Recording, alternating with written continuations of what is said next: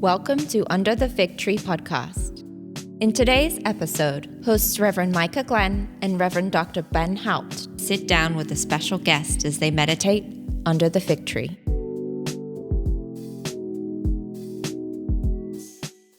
What's up? Welcome back to another episode of Under the Fig Tree. Ben, how are you doing, bro? I'm all right. It's good to be with you. This is another episode. I'm looking forward to the guests that we have today, but I have to comment on your shoes. Okay, I'll show them because one time. I always do. So you got some nice shoes, and you have interesting socks on today. Thank you. Yeah, they're like baller sloths. I saw these one day, and I was shopping for dress clothes. I saw these socks. I'm a big fan of weird socks. They almost never match what I'm wearing. Yep. I do that intentionally, but I think these ones actually match my clothes today.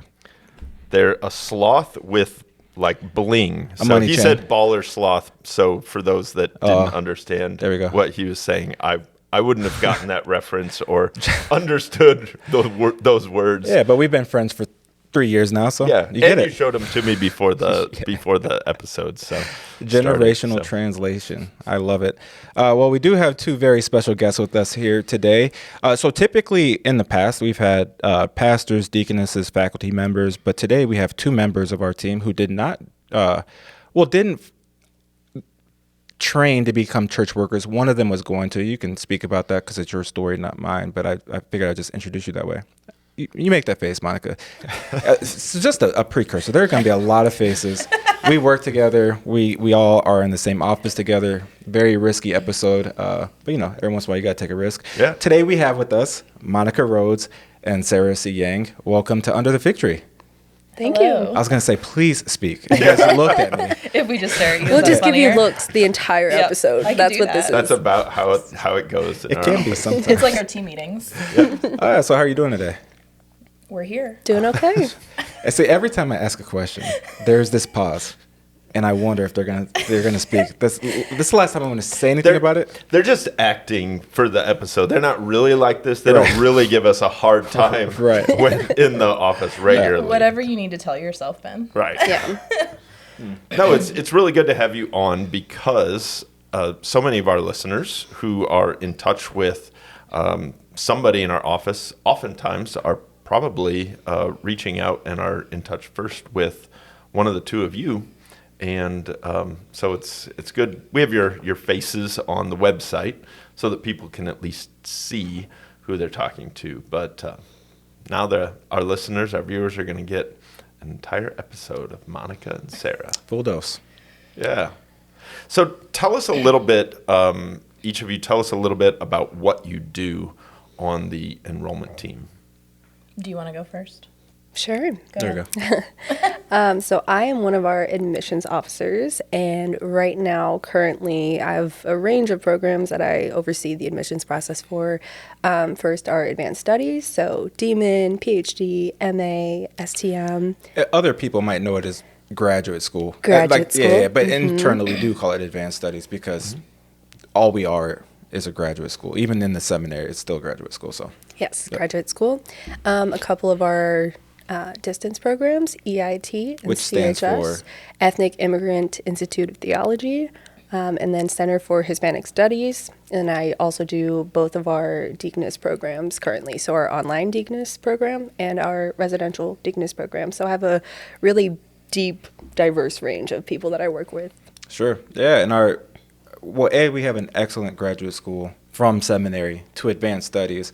Yep. But you mentioned the Center for Hispanic Studies, and I don't know how widely this is known, but we offer the only master degree in theology exclusively in Spanish, which is, I think, incredible and very forward-thinking. Yep. Every once in a while you learn something about the place you work, and when I first learned that, I was proud of us. We're doing good things around here. Mm-hmm. Yep. But we also have excellent Spanish-speaking faculty members, so that's why we're able to do that. So, absolutely. Mm-hmm. Cool. Monica? So my technical title is office manager, which just kind of means following you all around. So which can be a challenge. Organized. So responsibilities range from accepting the applications to collecting the paperwork, prepping those applications for the committee, sending them out, which I did yesterday, Planning visits, reconciling receipts, just pretty much all of the above. And making sure that we look good. So this This that is very I true. have I did on order the today jackets. was Monica Rhodes' work. And I should say this is immediately going to bring up a controversial topic, but the swag at the National Youth Gathering this summer, the best items were picked by Sarah and Monica. Wait, no, pause. A couple of the best items were picked by Monica and Sarah. The fanny pack, if you went to the National Youth Gathering or you're listening or you heard about our fanny packs, that was Monica and Sarah's work. But the trucker hats were mine. I'm not going to let that Yeah, go. but what bunches of stuff do we still have upstairs? We ordered more. What do you mean? We ordered more trucker hats. They were gone. Wait, we timed it. Bottom line, the trucker hats, both were a hit. The trucker Both hats were a hit. Never were end. out before the fanny packs. We might have primed people Only and told them to come because back and of all the these fanny other packs. things. It's kind of irrelevant. They still went faster. So this is how it goes all the time. What was being sold on the Facebook page? Well, questionable. Anyway, Monica and Sarah definitely are big contributors. They understand swag, next generation. Yeah. Well, I will say this. So I never owned any mint clothing before the Luther Tower shirts that we wore at the National Youth Gathering. And since then, I have a mint dress shirt and I have these mint pants. I was going to say, You're I was welcome. wondering if you were going to call those mint. They are mint. They are mint. Yeah. Oh, okay. I think so. Oh, I yeah. was like, why? What would you call them? Yeah. Oh, I'm not very fancy, so I mean, they're like green. Well, These let's are talk red. about your pants, Green. Ben. That's Yeah. a look today too. Yeah. brown It's a look. corduroys. Is it brown? No, I think they're red. That's I would reddish, call them right? burgundy. I was in line at the store that I bought these, and they were on the clearance rack, and they fit, and I thought, oh, they're interesting, right? and Yeah, so different. I'm Corduroys are standing coming to back. I'm standing to check out these pants, and the people in front of me are not speaking English, but they're clearly pointing at the pants that I'm holding that I'm about ready to buy, and they are laughing like no. hysterically, like tears coming out of their eyes. No. And I was just like, I don't know. I like them, Hey, and they're cheap, there so you go. I'm going What store for it. did you buy them? Can I ask that? Old Navy. Zero judgment Oh. in Old Navy. Yeah. I'm just wondering why people were making fun. Like, was that the only pair of corduroy pants being sold that day? No, I mean, I don't know if they're just red or whatever, but I like them. They're different. So, yeah. Interesting. Listen, I'm a big fan of different trousers. Yeah. So office. Oh, sorry. Oh, see, I'll say pants, but again, with a British wife, it means different things. Trousers. That's all. Yeah, trousers, just distinct. You know exactly what I'm talking about. There's no mistaking it.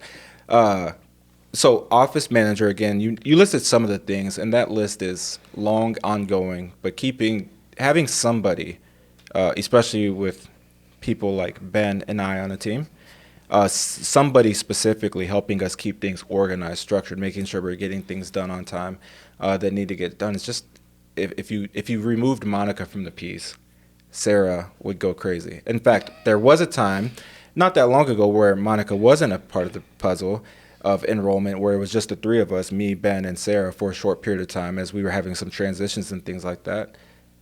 And me and Ben probably did drive you crazy. Absolutely. I was swimming, and then these two were dragging me down. Yeah. And it was then- barely survival. Yeah, and Monica was our first sense of relief to rebuild our team and Right. get things going. I love Yeah. hearing that. That's such an ego trip for me because I've said it before and I'll say it again here that I did not think y'all liked me. I left my interview thinking, there's no way I'm coming here. And I was so disappointed We were because they just all sat there like, exhausted. We're hard to read. I mean, it was a rough time. we were desperate, but And then Ben was so excited to call me and I was like, the other two are probably like, don't you dare. no. Well, again, it's one of those things. I think just timing wise. So if we'll introduce Jesse and Tom at a different time, but like if you didn't know, like all six of us, we have 6 very strong personalities on the team, and that can be hard to exist in one space. And so it was. I think that was a lot of it when we were interviewing people for admissions officers, for office manager. I mean, it is. I wouldn't have wanted to been the interviewee at that point in time because again, we were not. I mean, sure, desperation is one thing, but we were also just wanting the right people to work alongside us. We took some time. we thought about the type of people, what we'd want them to do, we'd want them to fit into our team. And so we were very serious about bringing anybody on because, we wanted people to be here for the long haul. I hope we don't have any turnover for at least a little bit of time. Amen. But also, yeah, we're all very passionate about what we do for the seminary. And so we wanted other people to share that passion, to share that drive, and to, want to come alongside us and free Sarah up from doing a lot of the things that you currently do, because that's not what she agreed to when she first came to the seminary. And poor Sarah still gets those calls and emails well, and sends them right along. Slowly but surely. No shame in my game. Organization is not something that I would ever put as like a strength on my resume. That would be a straight up lie. Agreed. Yeah. That's why we put you up in front of people. You're exactly. you're the face, you're the MC, the Cheers. Different strengths. Yeah. Yeah, no, Absolutely. for sure. No, I fly by the seat of my pants, but hey, it's just everybody has different skill set. Well, again, I mentioned this before. The two of you, you can talk about your backgrounds, and we'll just ask it kind of the same way. How did you come about to work for the seminary in the role that you currently do for the seminary? How should we start this? Yeah, I mean, do you want me to go first? Yeah, I think yours, no offense, a tiny bit shorter. So a little bit more direct to the To point. the seminary? Yeah. Sure. The seminary? Yeah, but even like you can answer that question however you want to. Sure. I'm like, long or short story? I know, right? It's always Exactly. the thing. It's up to you. I was not looking to be a part of the seminary, especially coming straight out of college.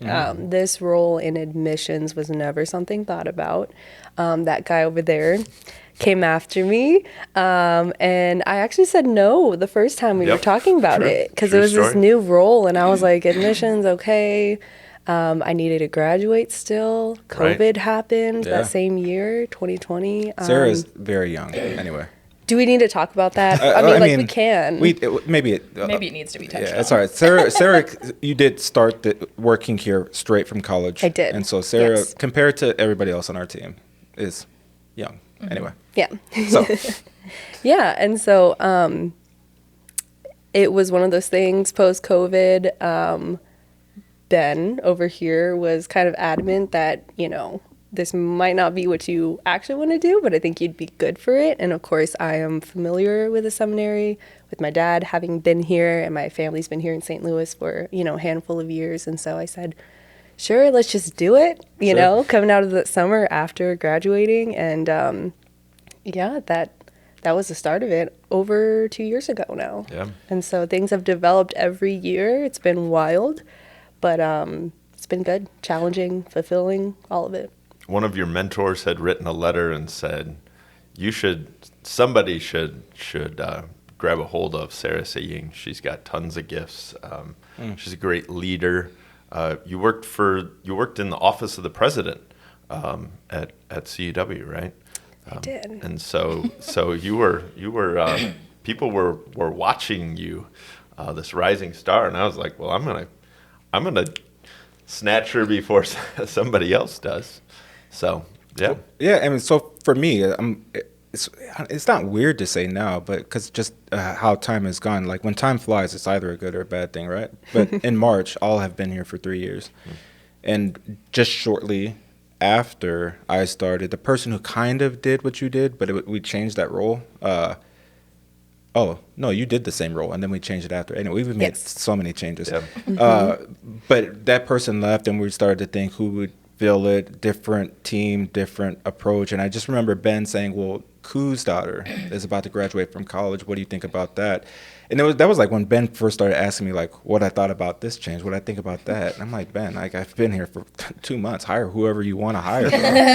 Stop asking me these questions. That's not how I do things. Yeah, you've asked me to do so many other things. And starting this podcast was one of them. Anyway, and then when you came, we were still working remotely. And so it was one of these things where like I'd meet you on Zoom like 2 or 3 times a week. And then eventually, now we've been colleagues and coworkers for 2 years. And again, it's one of those things where I'm proud to work with you. It's an honor. You bring so much to the team. You've helped us grow, change, all these other things. So yeah, it's been pretty remarkable. It's one of those things where I tend to give Ben high fives on the people he hires. He's got a good eye for it. And I would say that in the interim there, where it was just the three of us, let's just be honest that Sarah kind of held things together. Oh, no, she was the glue. And we were like, Sarah, what should we do here? We were quickly put into the roles of admissions officers and had no idea what we were doing. There's good reason why you and I aren't full-time admissions officers. I think every once in a while, like, all like cross the boundary of recruiting to like, if Jesse and Tom or Sarah are busy to where like the pass off from me and them is a little smoother than it could be, or a little closer, the person's already ready to apply, and I just need to email somebody and say, hey, send them the application, which is something that Monica does. So I could do it without even talking to Tom and Jesse sometimes. But yeah, we have a different system. And like, Sarah, how do I enter somebody in? And I'm pretty sure that there are probably 30 people in Power Campus that can't be found because I didn't do it right. I'm fairly certain. Anyway. Lost forever. I mean, it's fair. So we're very glad that Sarah's on the team. Oh, big time. Yeah. Brings a ton to the role. Yep. And yeah, thank you for being on the podcast. What people didn't get to see is how hard it was to convince you to sit there for whatever reason. Anyway, it'll be a great episode when it's all polished up and done. My face, guys. You could see it. Sure. There it is. Well, yeah.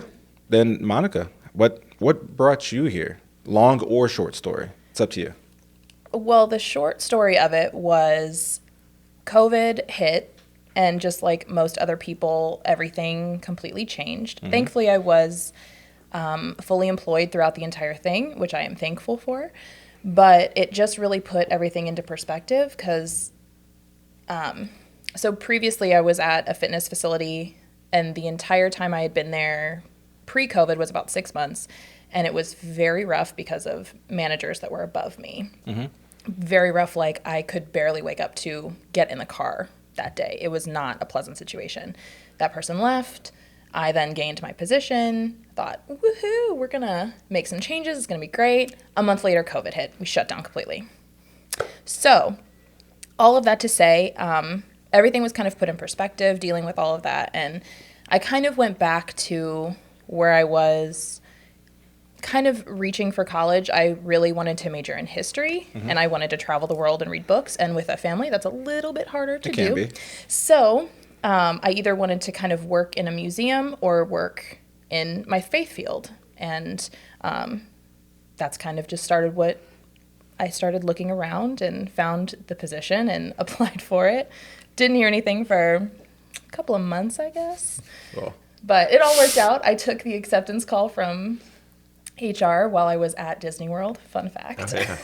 And, Monica goes to when Disney. Isn't she at Disney? Every other week. Yeah. I'm not today. Well, because not in the office. Not today. physically, at She's least. at Disney World. But on we should Friday, just have a message. It just so happens she's flying to Listen, Florida I looked to go to last Disney. week, and I can't do it. But anyway. Well.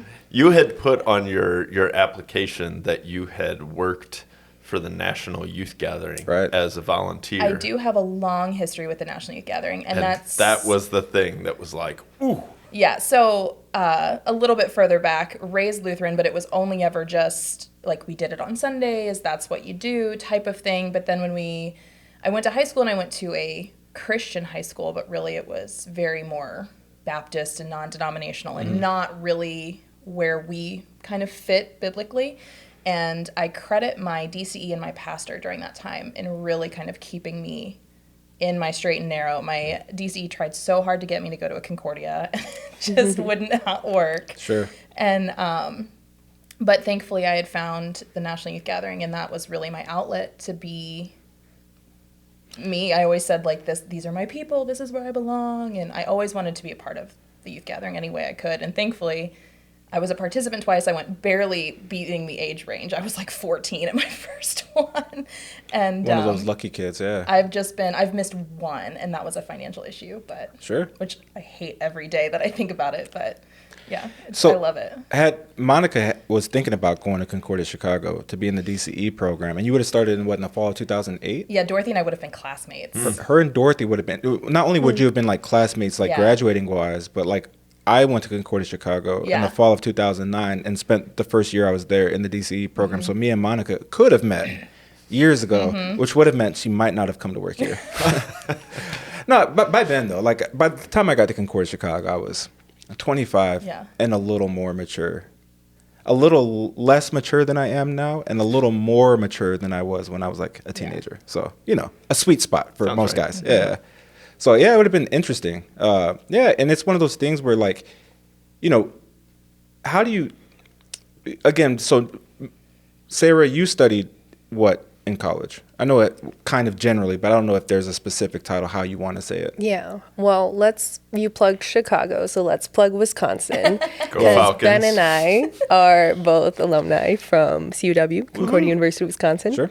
Not at the same time, but, we both went there. A couple of years apart. I probably graduated before you were born. You're lying. When did you graduate? 2000. A solid Barely. 20 years, guys. Barely missed the cut. 2000 and 2020. Anyway, great school. We love it. But no. Two different schools that exist at two Yeah, are you different sure you went to times. the same school? But business school, business major, hospitality and event management. And then I minored in missions, just wanting some of that background because, of course, my background growing up in ministry too. Yeah. Yeah. And Monica would have become a DCE. What was I going to ask? You can say that.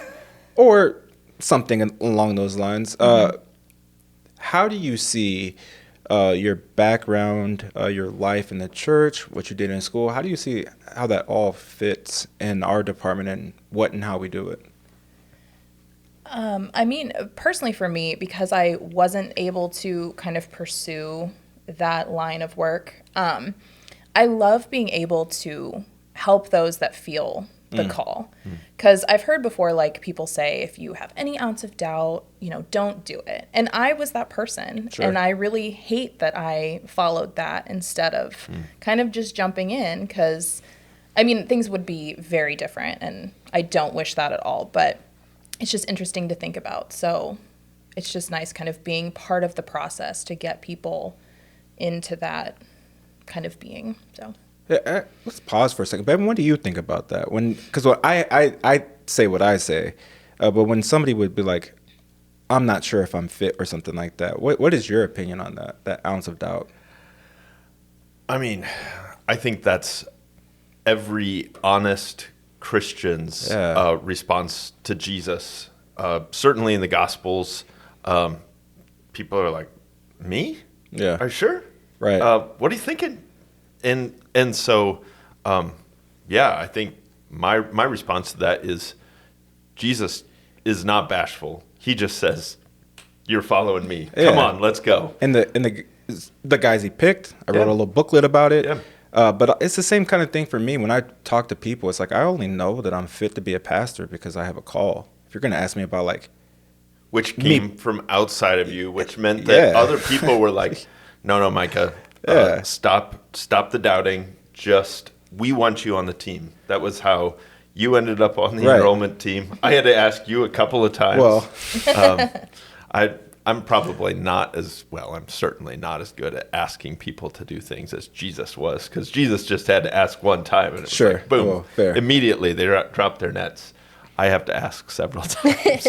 Takes me several months. Get a couple of no's. A couple of no's, but I'm persistent. at sure. least. I mean, there are a variety of different reasons why it took a couple of times, but people ask me that now. Like, well, you work at the seminary. They'll ask, how long do I see myself working here, and do I know if it's the place I'm meant to be?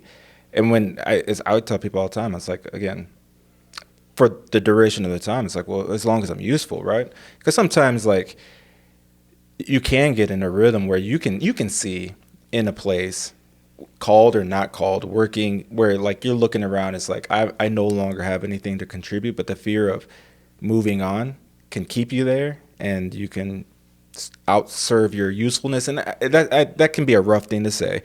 But again, I've had to deal with this in former calls where I was looking around, it's like, I mean, I could still do things, but in the current context, I probably need to move on, whether I want to or not.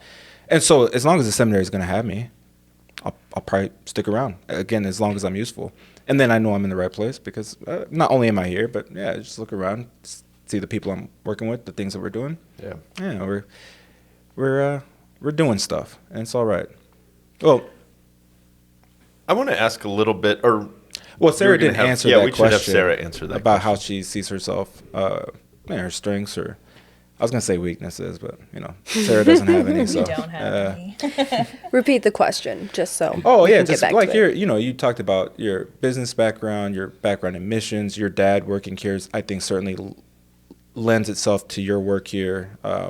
Just how do you, because again, for our listeners, every once in a while, and this is what's the heart of the question. I probably should have prefaced this for you as well, Monica. So I get emails and phone calls all the time for parishioners, people who maybe thought about church work and didn't pursue it, or they just want to help the church raise up the next generation of church workers. And they always say, like, what can I do to help? And they ask us, because we're church workers, they'll ask their pastor and they ask other church workers. And I tell people all the time, like, there are more parishioners than there are pastors and other church workers. So our strength is actually in the pews. And I'm not going to say it's not in the pulpit, but our strength in numbers are certainly in the pews. So as a parishioner, how do you see your role in this work that we do, recruiting new church workers and helping the seminary raise them up in the way that we do? Yeah. Well, I would say, like, I always describe myself, I'm as close as I can be to being a church worker without actually being rostered Sure. and doing all these things, just because, I'm a PK, I work at a seminary, I'm involved with youth gathering, involved with a lot of things in the church, but not a church worker. So I go around and people are like, oh, what do you do? Like, what's your role? I'm like, oh, okay, you're not rostered? I'm like, no, I'm not. But one thing to say is, like, you don't need to be a church worker to serve the church, Right, yeah. right? And there are ways that me and Monica serve the church, and in that as well, lay people are crucial to recruitment as well, right? Yeah.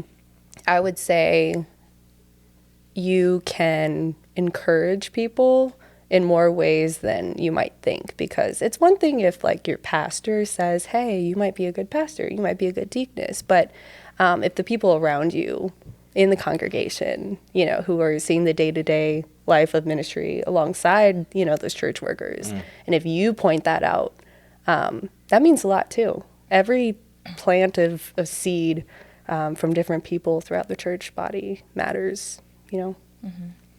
I think a piece of it too is because the world today, it seems, is so visual. Right. They see people making money on YouTube or TikTok or whatever in whatever they're doing. And I've said this before about what we're doing is that people come here, but maybe their goal isn't just to be a parish pastor. Maybe they want to be a professor, or they want to be the president of the LCMS, or, maybe they just have higher goals. And I think painting a fuller picture is sometimes needed for people. I think it would have been helpful for me, at least, instead of just being like, oh, look at the Concordias. Aren't they really cool places to study? Figure it out from there, and actually kind of seeing a path forward and being a little bit, especially for me, I mean, I'm that visual, or at least a more literal person. So I think that helps in a lot of situations. So good. Earlier when I was going to ask a question, you asked exactly the question that I was going to ask. Micah and I talk about this all the time. We've gotten to the place where we start to think alike. We don't necessarily finish each other's sentences, but I was going to say sandwiches. But I was too. or that. But we, so I will ask a different question. Taking it in a little bit different direction, what do you love about your job? What's the most exciting part of your job? That's I got to think about that one. So I'm stalling to give you a few seconds. But there are lots of things that you get to do. Some things with every job. Some things are fun. Some things are work. I know a professor that says, I love to teach, but they pay me to grade. And I like that. But so I'm not going to ask about the stuff that we pay you to do. But tell me about what is some of the most exciting things that you do in your work here at the seminary. Well, I do know my answer, actually. Sure. So thank you for stalling. I stalled. I'll start with the people and then get into, like, my actual job, right? So whatever everyone thinks about this episode, we do love each other on this team. And I'm very grateful to work with this group of people on this immediate team, but also throughout the seminary, to have colleagues and coworkers that are friends and that care about you, you actually really cannot find that everywhere, right? And so that's just such a blessing to be able to be in that kind of environment every day. And then in my job, I think my favorite part, what excites me the most, is just remembering how much it takes to get these students here. We start with them in the very early stages. Sometimes where they don't even know what they want to do. And sometimes it's as early as those conversations, and then all the way to when they're actually here for orientation that me and Monica are very much a part of. And they're here as enrolled students, just understanding that full circle moment. That is like the biggest relief and excitement, and just that moment is incredible because it's a lot to get people here. Their families, themselves. It takes a lot of people, a lot of time, a lot of encouragement and support. And so when that moment comes, it's incredible. Yeah. Yeah, you've kind of revolutionized how you've been in this role of admissions officer. So early on, it was like, here's all the stuff. Good luck. If you have questions, let us know. And you've gone very much to a advocate for the applicants that walk them through each step of the process. And sometimes I've loved watching this come out a little bit, kind of like Mama Bear. Like, we need to get this person help, and we need to help them through, because seminary is a big place. There's a lot of red tape and administrative things. The application process is complex because we take it seriously. It's the church. But you've kind of grabbed a hold of people and said, no, I'm going to help you step by step. And even sometimes, like, we need to work behind the scenes and make sure that we get this person here because this is an excellent person that needs to be at the seminary. Yeah. It's awesome. Really exciting. Well, even from just an experience perspective. And so, again, I was thinking timing. A year and a half ago, I started graduate school. And so this is also when we were interviewing people to fill out our team. So I was going from like trying to learn what it meant to be a student in the graduate school, which is slightly different than being a seminary, and what access and things like I have, and then leaving a session to come interview somebody on Zoom and back and forth.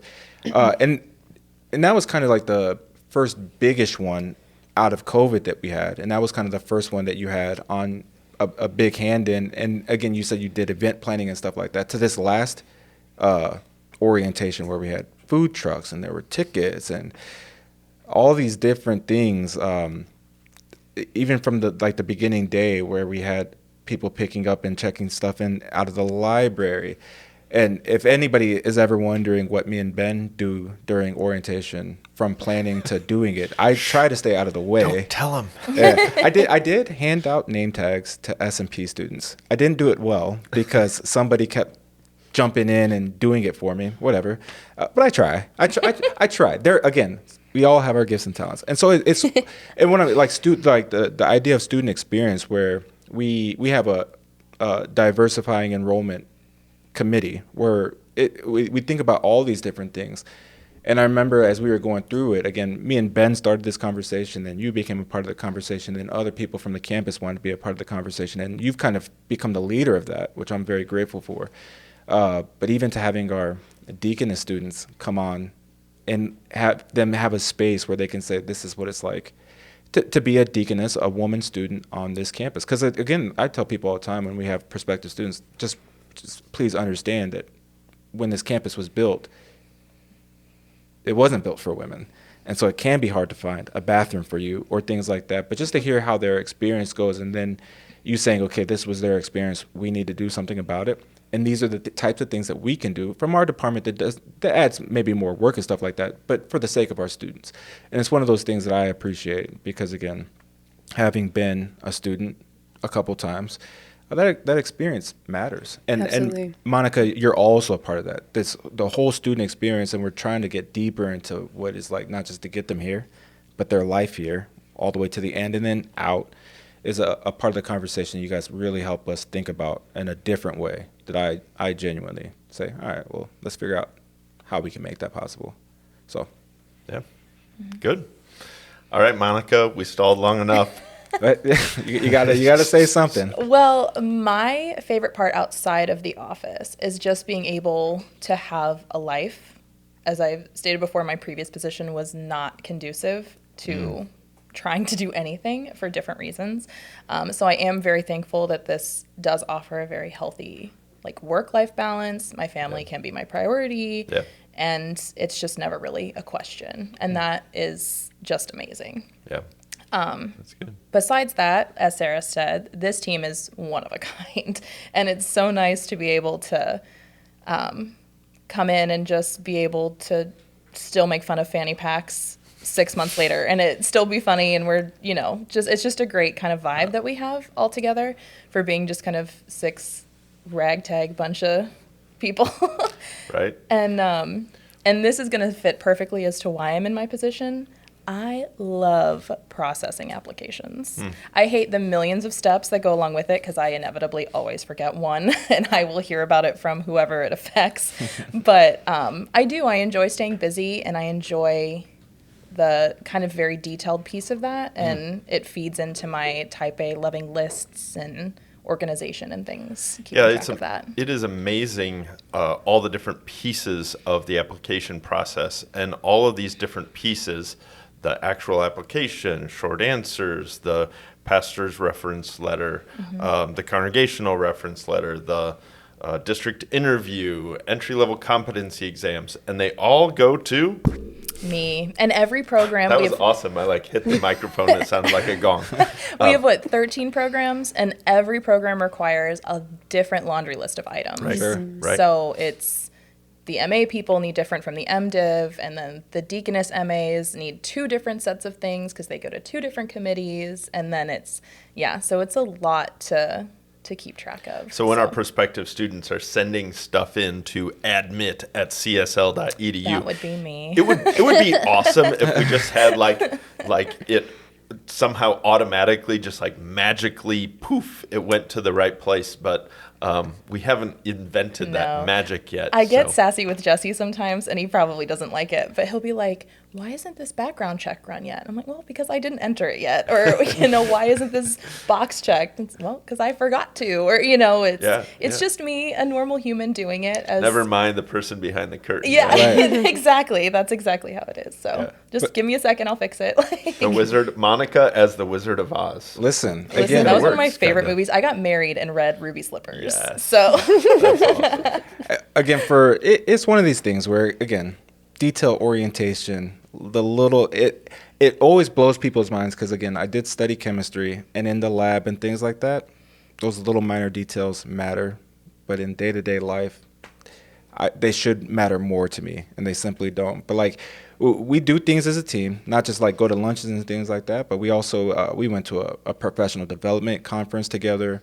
I think that was probably going to that conference for graduate school was one of those leaping boards where we all said, let's dive deep into the realm of the world that we work in, and let's see what industry standards are and how we can apply them. And this is what I'm getting at. When Monica processes our expenses and things like that, something I'm grateful for because the 10 minutes that it would stop and take me to do it. Well, it's cute. You think it's 10 minutes. Well, that is see, awesome. And that's the point. Exactly. I guess I do it times 6. That is exactly times 6. Well, I was gonna say it might be 10 minutes for me to. I don't know how long it takes to process. I guess it depends on the month. I do go a lot of places, and I can use my P card quite often. I was gonna say it would take me 10 times longer than it probably takes you to do it, just because I have to sit down at my computer and look at the count stuff.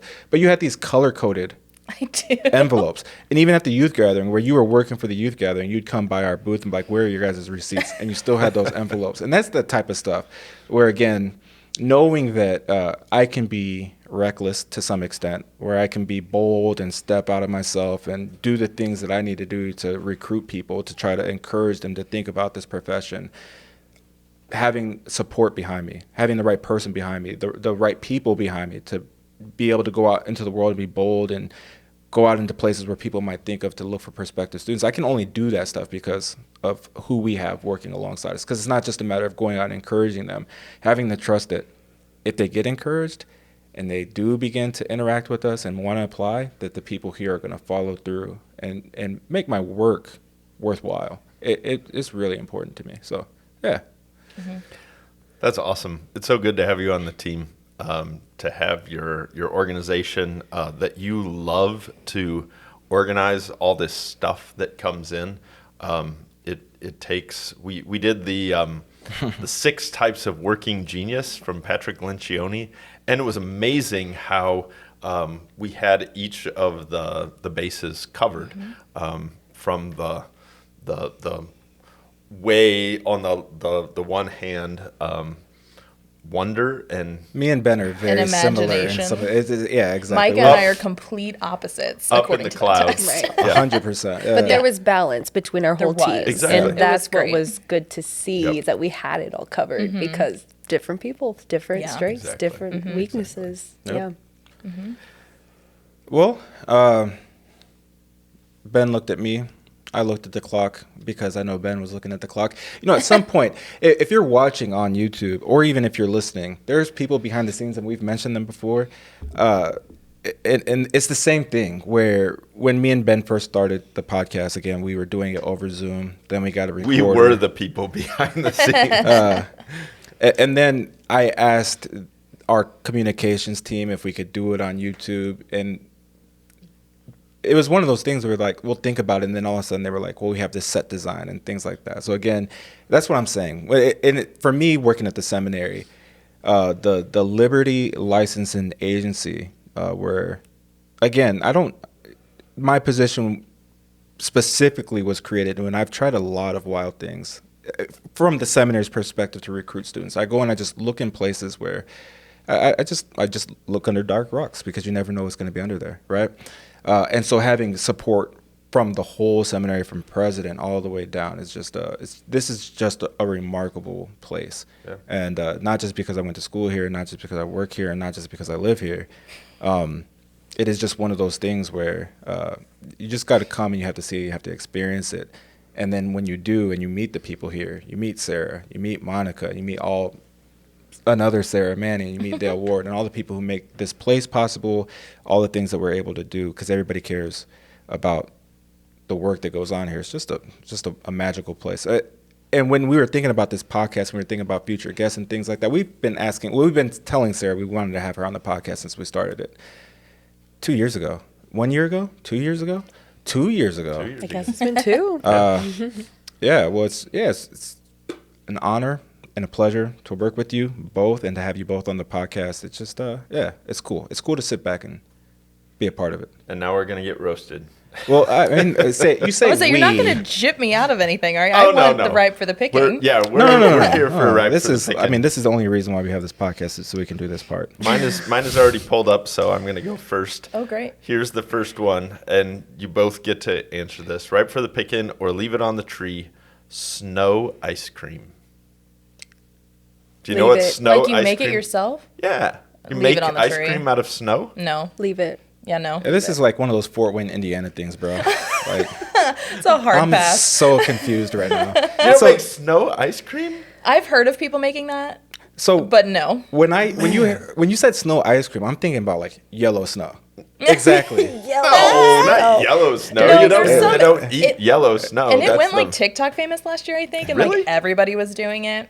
Oh, I What, didn't snow even- ice cream? I didn't Yeah. even know. I didn't even know that. I've been making snow ice cream It's for a Midwest thing for sure. 40 years. Yeah. So this is crazy. And this is a hard leave it on the tree for me, but I need to hear what it is, please. Oh, it's amazing. So you set a bowl out when it's snowing, like a metal bowl. It snows into the bowl. You bring that bowl in the house, add some sugar, add some vanilla, maybe a little bit of milk, and you stir it together. It sort of has the consistency of homemade ice cream. But it's fantastic, and this was like a huge. Is this a tradition. Generation X thing? Is that what you're about Sarah, to ask? is this something you're familiar with? Okay. Oh, okay. It's a Midwestern Dale, thing. Then. I stand by that. are you? Yeah. Okay. All right. All right. Listen. Hey, bang. All right. Listen. What made you think of that, That though? went over. Oh, I have just a random list, and that was actually something that I It's came an up interesting with. one. Yeah. Is this your way of eating ice wild. cream because you're lactose intolerant? Right? Because there's no Because milk? You said I you could can make- add milk. You Well, didn't, ice right? cream. we added almond milk for Okay. special little Ben. Special little Ben, 5-year-old Ben. Yeah. That- yeah, yeah. no. I mean, oh man, when I was a kid, making snow ice cream or like just eating snow. Do you eat snow?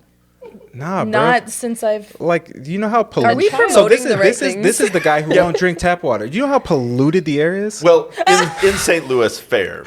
I mean, I lived out in the country, so it was as pristine, white, beautiful, And also, fresh fallen snow. you know how I feel about snow. That's not a new opinion. That's basically been my whole I life. could lay in snow and just eat mouthfuls of it. That's an interesting take on that. Yeah, that's my. Hey, listen, Let's move on. Everybody gets their own thing. And you know move what? on. No judgments here. Cross that one off the list. That went over as well as Festivus last week. Festivus. I'm watching Seinfeld now on Oh, Netflix. Thank you. There you go. Somebody knew. She It's got it. amazing. Monica and I always get each other's pop culture references. This is true. Yeah. Yeah, the first 2 seasons of Seinfeld are trash, and I stand by that. But now it's hilarious, and I'm one of those people that laughs every time Kramer slides himself into that Oh, it's apartment. so good. See, Cracks me Kramer is like the only funny thing about Seinfeld to me. No. Anyway. Okay, All move right, on. There we go. Now All right.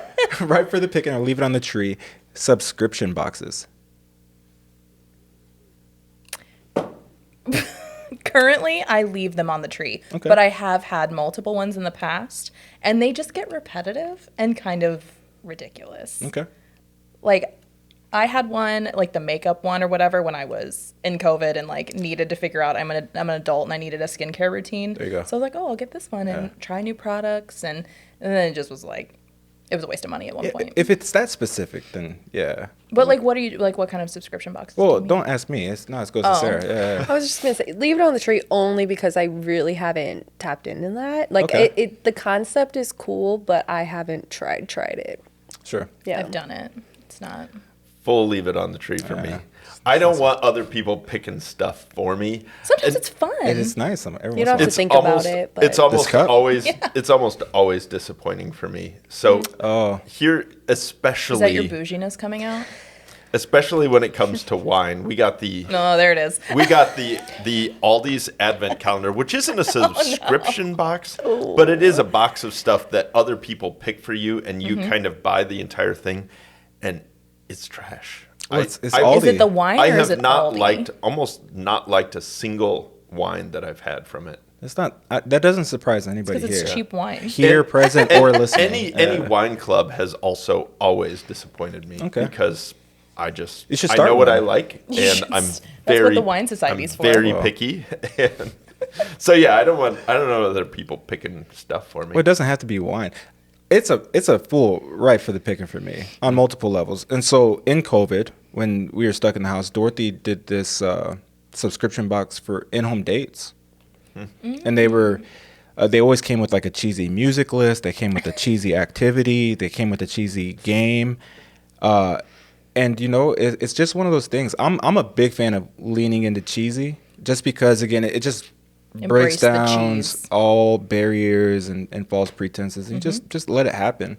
And it was really good. It was one of those things where, like, you know, because of who you are, you're gonna get to know anybody in a particular way, even your spouse. And it was one of those things where, like, there's always like these quizzes, and Dorothy cheats, and that's how she wins, and I stand by that. Where it'll be like, who's your favorite band? And I'll write down her actual favorite band. She's like, oh, I thought about it, but I answered it this way. Yeah, because you knew I was going to write this. Anyway.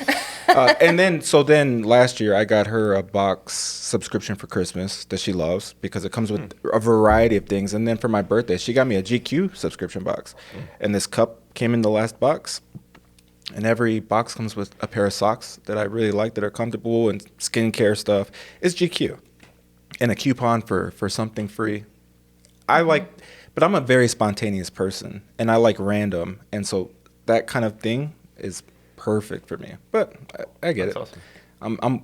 I bet if Jesse knew about subscription boxes, he would be a fan. He maybe the only other person on our team that's that I had them. I just am no longer interested. But for makeup, if it was like the same consistent thing, I'd get bored of it. Yeah. The second I box. did have the FabFitFun box, which like would come with a variety of things for a while, and I only recently canceled that. Okay. Mostly because it did stop being. Because I got this really fuzzy blanket one time, and that was really nice. And you get like really pretty coffee cups a different time. And I still use a lot of the stuff I've gotten.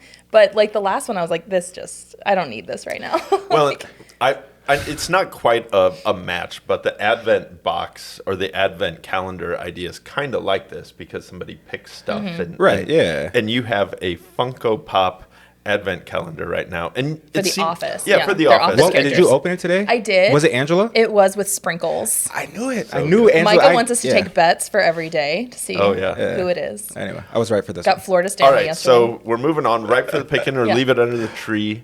Leave it on the tree. Catching, it's like a Christmas twist. Right? Catching fireflies. Lightning bugs. Like right now at this age or just in general? In general. I'm down for it. Answer the question. Same. Yeah. All right. Haven't done it in a while. Yeah, but it's a reclaiming of youth. My son likes looking fun. at them. I don't think if he's ever chased them, he'd probably freak out. But yeah, he likes to look at them. Totally ripe for the picking for me. When we were a kid, we would get the glowing stuff and like put it on our face and Yeah. Yeah. I remember that. Bioluminescence, technical terms. Yeah, it's cool. Ooh, biology major. Chemistry. Whatever. I could've gone either way. Bioluminescence is a fascinating topic. It so is right wonderful. for the picking or leave it on the tree? I love it. I'm like nature, the world, creation, big fan of it all for the most part, except snow. Consequence of the fall. Dude cannot cold. last Yeah. snow. But Johnny's very much. Good thing he Most of my walks kids here. are into nature, so like lightning bugs, big thing for my kids. Yep. And on this campus, I mean, there's a swarm in the summer. They are everywhere, and it makes it like if you walk through. There's the academic quad, the main quad, and then what's the quad with like the points? Not the poinsettias, but all the 3/4 quad. the 3/4 quad. In there during the summer, they're deep, and it's really cool to walk through there at night. I will say the only thing about me now is that I'm usually in bed before the fireflies come out.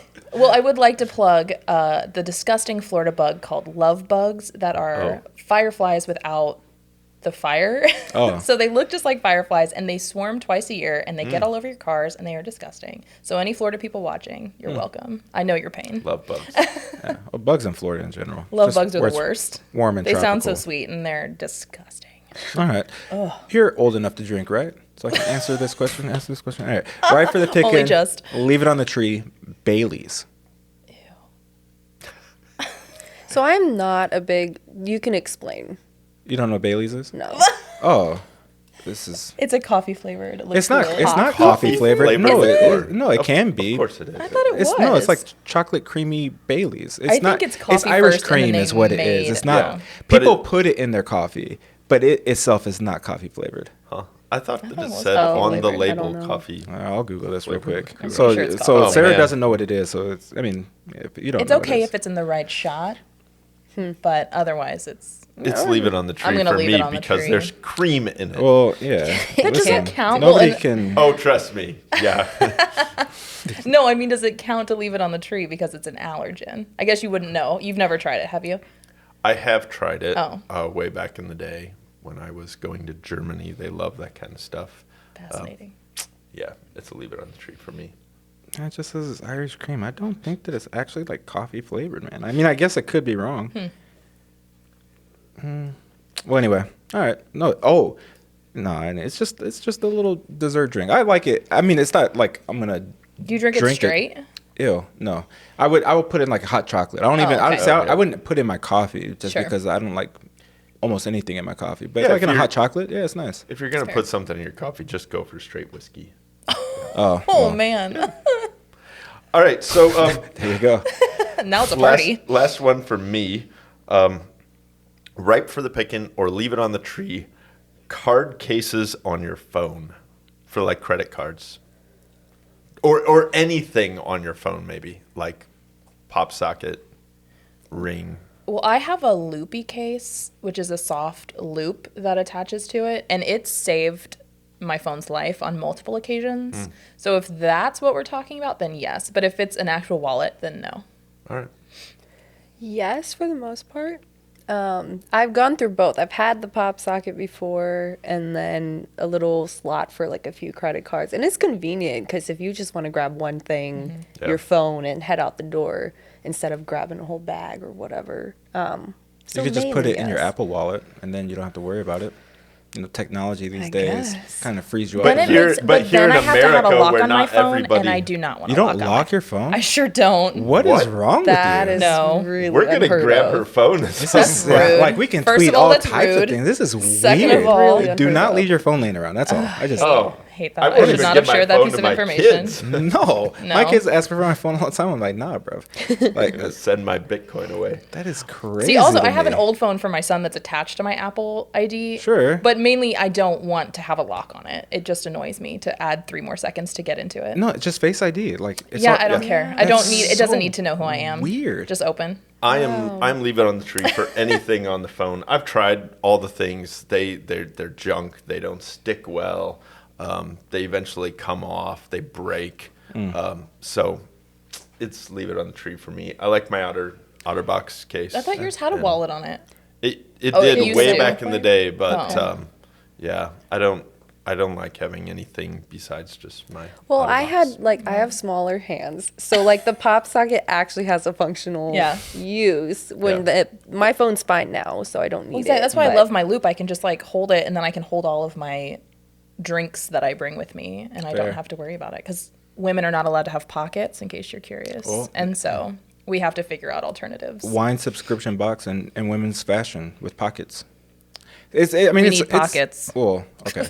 Let's leave it on the tree for me. But it has everything to do with the profile of the phone. Like your OtterBox is too bulky for me. I would never. So whenever I buy a phone, Agreed. Yeah, I that's get fair. the slimmest case Yeah. Yeah. that I can that just barely has a lip. So when I inevitably drop it on his face, It saves it just a little bit. Yeah. You haven't broken a face yet. oh, I have. But so I had an OtterBox because I was like, oh, I want to protect this phone, and it's just too much to carry around in my pocket. And the day I took it out because I was tired of it, I was gonna get a new case.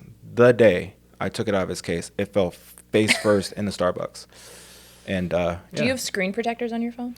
again, I go back and forth. I put them on, I take them off. I don't want to spend $60 on a screen protector because that's ridiculous. But like the $10 Way ones better always than peel off. buying a new phone.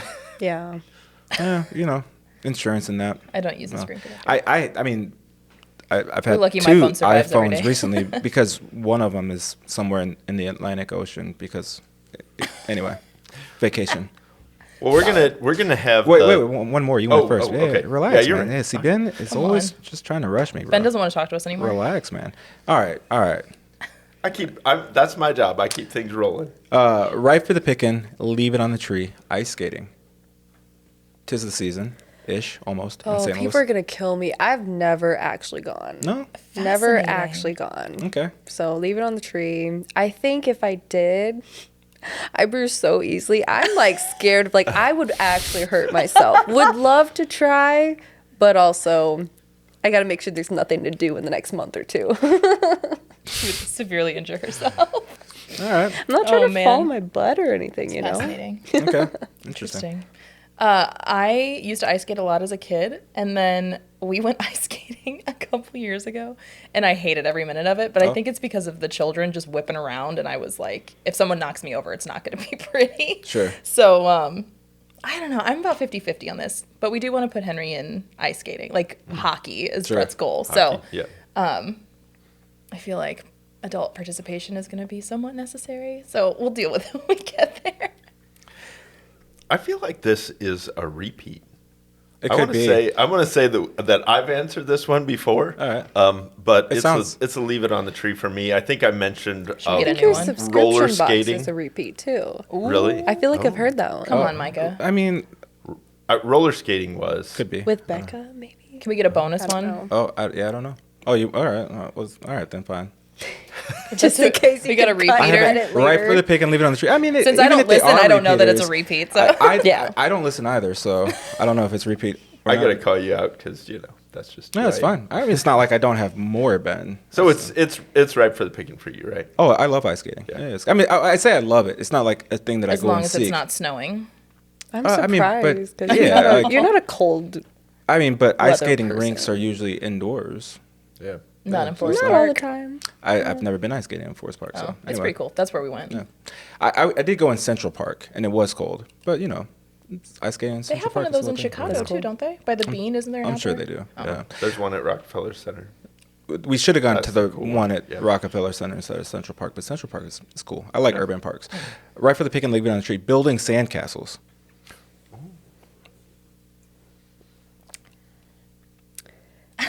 So much Mainly leave it on the tree. I think it's fun, but it's one of those things like you can do it once, and I don't think I need to do it again. I'm not a huge I can be out on the beach all day type of person. If I'm on the beach, I'm probably playing beach volleyball in the waves a little bit, Interesting. and that's it. But But you claim to be a Californian, though. Starting to doubt that a little bit. All right.